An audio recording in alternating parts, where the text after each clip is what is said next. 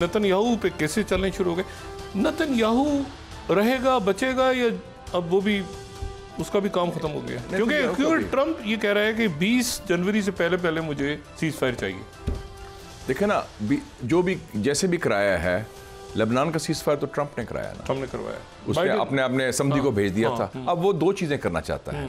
एक, यूक्रेन के ऊपर भी एनवॉय अपॉइंट कर दिया एक जनरल को, वो गया है, यूक्रेन की जंग का खात्मा, और दूसरा फलस्तीन का सीज फायर गाजा में वो करवा देगा आने से पहले वो हाँ, मेरे ख्याल में वो आने से पहले करा देगा। वो दबंग, वो ऊज़ नाज नहीं करता बाइडेन की तरह, मुनाफकत नहीं करता। सीरिया में जो कुछ हो रहा है इसमें ट्रम्प दूर है। ट्रम्प दूर है या ट्रम्प अमेरिकन की डीप स्टेट इन्वॉल्व हुई है? नहीं, इसमें हो गया कि डीप स्टेट ने ट्रम्प के खिलाफ साजिश की है।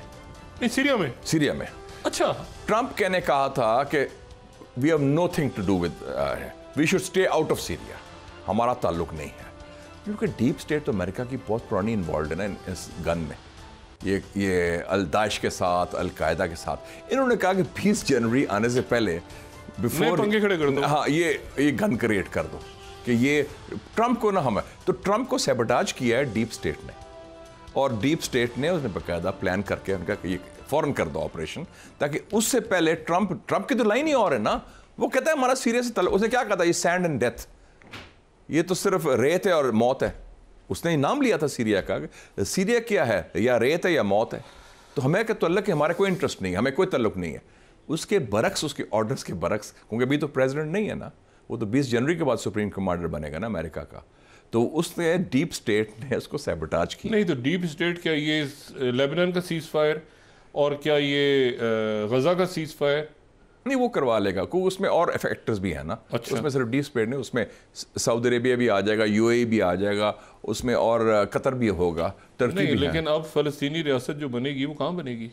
अब तो ऐसे कोई फलस्तीन जगह ही नहीं छोड़ी उन्होंने, वेस्ट में, इधर उधर गजा में। जितनी देर फलस्तीनी आवाम है, वो जज्बा है मज़ाहमत का, ये बात ख़त्म नहीं होगी। अब नई जो पोलराइजेशन होगी वो ज़ायनिज़्म की होगी और पैन इस्लामिज़्म की होगी, और पैन इस्लामिज़्म का अड्डा मिल गया उनको दमिश्क में।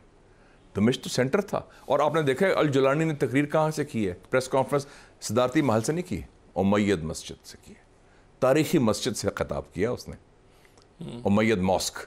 तो ये आप देखें वो जो आखिर-उज़्ज़मा के हवाले से उस मस्जिद का एक रवायात है कि आखिर-उज़्ज़मा में उस मस्जिद का एक बड़ा इंपॉर्टेंट उमैयद मॉस्क की तो बहुत तारीखी सिग्निफिकेंस है। तो you are talking of people who are hardened pan Islamist. End of time में मैंने जिक्र किया, आपने जिक्र भी किया हुआ था, और वो सारा कुछ उसने जो खिताब किया वो इस तरह नहीं किया। और ये लोग नजरियाती लोग हैं, ये पक्के ट्रेंड हैं अल कायदा और मारने वाले, और उनकी इंस्पायर्ड बाय द फलस्तीन थिंग। आप देखें ये नई जो कश्मकश का शुरू होगी वो इसकी होगी। अच्छा, एक ये तो उसने बात की ना ट्रम्प ने कि हमारा कोई ताल्लुक ही नहीं है।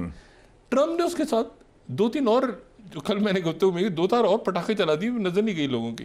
कल उसने कहा कि बर्थ सिटीजनशिप खत्म हो रही है। हाँ, वो तो उसने मीट द प्रेस में कह दिया आपने। अच्छा, वो खत्म। दूसरा उसने कहा कि ये नेटो से निकलना पड़ेगा, तो नेटो से निकल जाए। अब कितनी बड़ी तब्दील, बहुत बड़ी बात कर गया, इंकलाबी बात कर गया। नहीं, नेटो नहीं। आप एक तरफ बाइडेन कहता है नहीं, और तीसरी बात उसने कहा कि ज़ेलेंस्की जो है, हाँ, वो इसको डील करो जल्दी, फटाफट डील करके खत्म। ज़ेलेंस्की तो वो ट्रीट कर रहा है एज अ जोकर, उसको कह रहा है फारक हो तुम। तो ये नेटो, बाइडेन ने क्या कहा था, they should be N Asian NATO. उसने एशियन नेटो की बात की, टोक्यो में ऑफिस होगा। फिर एक और बात हुई है, बाइडेन ने फैसला ये भी किया था कि नेटो का एक दफ्तर खुलेगा अम्मान में, उर्दन में। मिडल ईस्ट नेटो बन रहा था। इधर बाइडेन साहब ये कह रहे हैं और ट्रम्प साहब क्या कह रहे हैं, आउट। नेटो क्या है, वी डोंट केयर। उसकी सोच ही और है, ये बड़ी मुस्बत सोच है, मैं समझता हूँ। नहीं तो नेटो से अमेरिका निकल गया तो क्या रह गया पीछे? वैसे भी यूरोप का कोलैप्स हो रहा है। 2 बड़े मुल्क हैं यूरोप के, जर्मनी और फ्रांस, दोनों की हुकूमतें गिर चुकी हैं। ये ओलाफ शोल्ट्स चांसलर, अभी इलेक्शन आ रहा है, वो फारग है। और जो फ्रांस में हुआ है, अदम एतमाद से गवर्नमेंट टॉपल हो गई है। और अगला वज़ीर आज़म कौन होगा, ये सब समझ नहीं आ रहा। 60 साल में पहली दफ़ा अदम एतमाद कामयाब हुआ है, वो हो गया। दूसरी तरफ देखें, बाइडेन ने स्ट्रेटजी बनाई थी, कहते थे इंडो पैसिफिक स्ट्रेटजी, और इंडो पैसिफिक स्ट्रेटजी में उसमें सतून जो बनाए थे अपनी तरफ से, एक था जापान, एक जो फारिग हो गया वज़ीर आज़म, जापान का जो प्राइम मिनिस्टर है वो इलेक्शन हारा है, इशिबा, मिनॉरिटी। और साउथ कोरिया में जो प्रेसिडेंट यून है उसको तो इम्पीच करने वाले हैं, उसने नहीं उसने वो इम्पीच तो नहीं कर पाए। हाँ लेकिन नहीं, मगर हुआ क्या है, मुझे जरा मैं आपसे ये वापस आते हैं इस पे। लेकिन आप देखें ना, मुझे तो साउथ कोरिया का 1 मिनट, तो अमेरिका के जो 2 सतून थे बाइडेन फॉरेन पॉलिसी के, एक यूरोप और एक सो कॉल्ड इंडो पैसिफिक। मुझे आप ये बताएं ना बात कि अमेरिका तो डील करता है ना एस्टेब्लिशमेंट टू एस्टेब्लिशमेंट ना, मतलब साउथ कोरिया में 30,000 अमेरिकी फौज बैठी है, 38,000 और उनके परमानेंट उनके कमांड है पूरी। हाँ अच्छा, इशू मुझे आप ये बताएं कि अमेरिका और अभी सीज़फायर है, अभी अमन मुआहदा नहीं हुआ, ठीक है ना, वो लाइक हमारे लाइन ऑफ कंट्रोल कश्मीर, वो सीज़फायर उनका डीमिलिटराइज। मुझे आप ये बताएं कि सदर उनका मार्शल्ला लगाता है और वो मार्शल्ला जो है फौज कहती है कि हम पार्लियामेंट में जरा देर से पहुंचे, इतनी देर में पार्लियामेंटेरियंस ने पहुंच के वो करारदाद मंजूर कर ली, मार्शल्ला उठ गया, इम्पीचमेंट नाकाम हो गई, सदर मुल्क नहीं छोड़ सकता। ये साउथ कोरिया में क्या गुफअप हुआ है? ये अमेरिका इसको, मतलब मैं मानने को नहीं तैयार इस बात को कि अमेरिका को पता ना हो और इतनी भोंडी हरकत माशाल्लाह लगे। अमेरिका को नहीं पता था। उसमें एक और चीज देखें कि मेंबर ऑफ पार्लियामेंट ने दीवारों के फलांग के अंदर आए हैं। ये कितनी, मैं कहता हूं कि तुर्की के बाद जब तुर्की में गुलनिस्ट कू हुआ था, जिसको आंख मारी थी अमेरिकनों ने भी कि एर्दोगन को फारग किया जाए जुलाई 2016 में, उस वक्त टैंकों के सामने पार्लियामेंटेरियंस आ गए थे, अवाम आ गए थे। मुझे ये पहले बताएं कि ये कैसे मुमकिन है? ये मुमकिन है वहां पर मार्शल्ला का ऐलान कर दे, जनूबी कोरिया और अमेरिकन को ना बताओ, 30,000 फौज तो अंदर बैठी है ना। हुक्मरान जो होते हैं ना, वो अकले कुल नहीं होते, वो हिमाकत होती है, वो समझते हैं कि हम बड़े स्ट्रांग हैं। नहीं, स्ट्रांग नहीं, कुर्सी बड़ी मजबूत है। अमेरिकी फौज बैठी है ना कोरिया में, वो बैठी है, तो कोरिया की फौज भी साथ साथ ही है ना। हाँ, उनके मुल्क में 38,000 फौज बैठी है। अब मार्शल्ला का ऐलान हो गया और 6 घंटे बाद, तो इसमें अमेरिकन फौज क्या, अमेरिका का रोल क्या हुआ? फिर वो सरप्राइज हुआ, वो हुक्मरान जो था वो डेस्परेट हो गया, उसने समझा जैसे हम लोग समझते हैं, उसने कहा कि ये कुर्सी बड़ी मजबूत है। हमाकत होती है ना हुक्मरानों से, क्योंकि उनके दिमाग में तकब्बर होता है और वो खौफ से, हमारे यहाँ भी हम ज्यादा फैसले खौफ की बुनियाद पर करते हैं ना। तो ये जो अपोजिशन है वहाँ पे जो इनके अगेंस्ट है, वेरी स्ट्रॉन्ग अपोजिशन, ये प्रो चाइना है।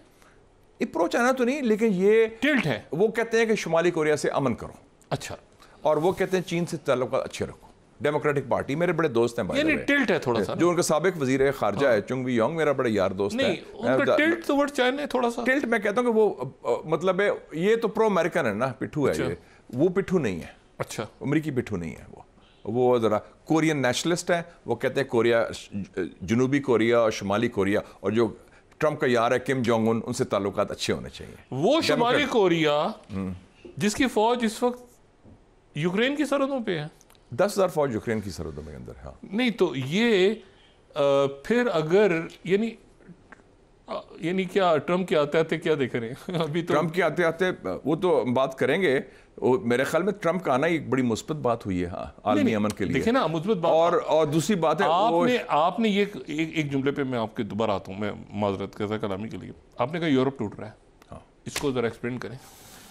यूरोप का जो सतून बनाया था, ब्रिटेन तो अलहदा हो गया ना ब्रेक्सिट में, ठीक है, वो फारग है, उसकी वैसी भी हैसियत ख़राब है। उनका रिकॉर्ड है ब्रिटेन का कि पिछले 7 सालों में 5 वज़ीर आज़म आए, हमारे पिछले 7 सालों में 7 वज़ीर आज़म आए। तो हमारा और बरतानिया का रिकॉर्ड चल रहा है कितने वज़ीर आज़म तब्दील होते हैं। जो 2 बड़े मुल्क थे, बड़े समझ जाते थे, एक जर्मनी सबसे बड़ी इकॉनमी है, दूसरा था फ्रांस, दोनों कोलैप्स हो गए हैं। जर्मनी में तो अब इलेक्शन कॉल हो गए हैं फरवरी में, जिसमें ये जो ओलफ शॉल्ट्स है सोशलिस्ट चांसलर, ये फारग हो जाएगा। और दूसरा जो मैक्रोन है, उसने गलती की स्नैप इलेक्शन कराने की, वो तो गवर्नमेंट ही उसकी इलेक्शन हार गया वो, और ऑपोजिशन आ गई है। तो दोनों जो बड़े मुल्क थे जो यूरोप के सतून समझे जाते हैं, नेटो के सतून समझे जाते हैं, वो तो कोलैप्स हो गए। पिछली कई नशिस्तों से मैं ये सवाल आपके साथ जब भी बात हुई तो मैं ये उठाता रहा कि मुझे यूरोप नहीं समझ में आता कि यूरोप क्या है।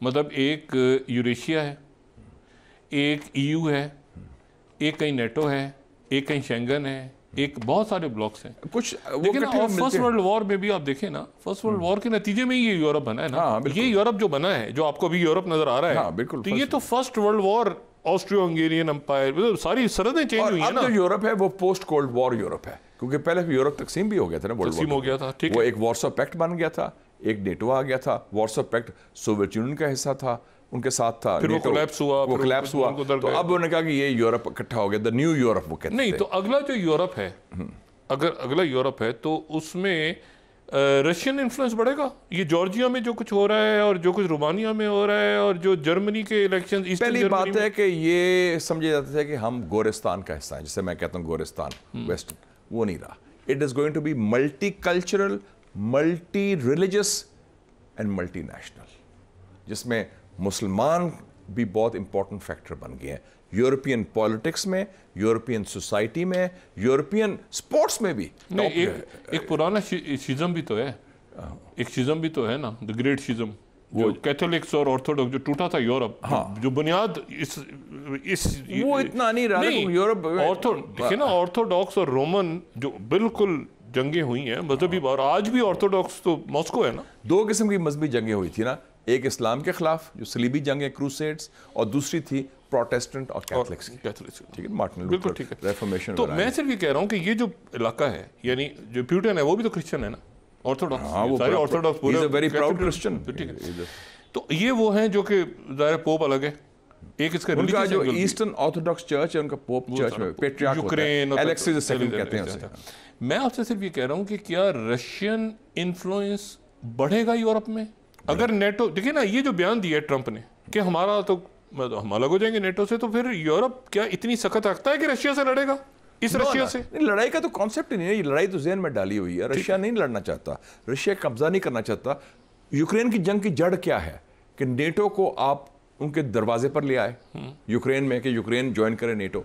नेटो की क्या ज़रूरत है, क्या अफादियात है 21वीं सदी में? नेटो तो सर जंग की एक बाकियात है, इसको तो खत्म कर देना चाहिए। अमेरिकन डीप स्टेट क्या चाहती है यूरोप में? अमेरिकन डीप स्टेट चाहती है कि रहे, हाँ रहे, और ये कशीदगी बढ़े ताकि हमारी जो वॉर मशीन है, मिलिट्री इंडस्ट्रियल कॉम्प्लेक्स, उसकी हथियार भी बनते रहें और हम लोगों को डराते भी रहें और हमारा जो असर रसूख है, कब्जा है, वो कायम रहे। ये उनका मकसद है। नहीं, लेकिन वॉर्स विदाउट एंड, हर जगह नए दुश्मन तलाश करो ताकि हम। ट्रंप के इस बयान से डीप स्टेट खुश नहीं है वो कि नेटो से डीप स्टेट की तो बहुत बड़ी शिकस्त हुई है। बल्कि मैंने मजाक से कहा, नहीं, नेटो वाला जो बयान है, मैं बड़े मजाक से कहा, मैं पिछले दिनों एक रशियन दोस्त को मिला जो बड़ा इंपॉर्टेंट, उनका भी डीप स्टेट का हिस्सा है वो। मैंने कहा बड़ी मुबारक हो, पहली दफ़ा हुआ है तारीख में कि रशियन डीप स्टेट ने अमेरिकन डीप स्टेट को हरा दिया ये अमेरिकन इलेक्शन में। अच्छा, कहता उसने डिनाई नहीं किया। नहीं, क्योंकि वो खुश हैं ट्रंप के आने से। नहीं, लेकिन मैं आपसे सिर्फ पूछ रहा हूँ कि जैसे आपने कहा कि सीरिया में डीप स्टेट ने फंसा दिया ट्रंप को। हाँ, ये जो है ना, ये तो ट्रंप की लाइन तो और थी ना। अच्छा, कि बच्चों इधर ही रहो, हमारा कोई इंटरेस्ट नहीं है। हाँ, वो तो जंगे इधर ही मिडिल ईस्ट में। अब मुझे ये बताएं कि डीप स्टेट क्या यूरोप में भी फंसाएगी? और अगर ट्रंप इधर फंसा रहता है, डीप स्टेट पर अब इन्होंने लगाम डाल देनी है। जो इन्होंने टीम बना रहा है ना ट्रंप, वो तो टीम ऐसी है कि वो तिया पांचा करेगी इनका। उन्होंने तो कह दिया कि उन्होंने 10 पॉइंट प्रोग्राम दे दिया। आप किसी दिन प्रोग्राम करें कि how to dismantle the deep state 2025। हाँ, 2025। उसने कहा कि जो डीप स्टेट है उसको हमने डिसमेंटल करना है, उसको तोड़ना है ब्रिक बाय ब्रिक, और 10 पॉइंट्स हैं उसके। बकायदा मनसूबाबंदी हुई है, प्लानिंग हुई है।